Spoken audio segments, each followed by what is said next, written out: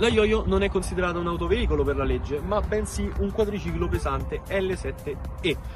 Ciò significa che i crash test sono stati meno severi con lei, quindi buona fortuna a sopravviverci. E si può guidare tranquillamente con la patente B1. Parlando un po' di prestazioni di questa macchina, abbiamo ben 10 kW di motore con un picco di 15.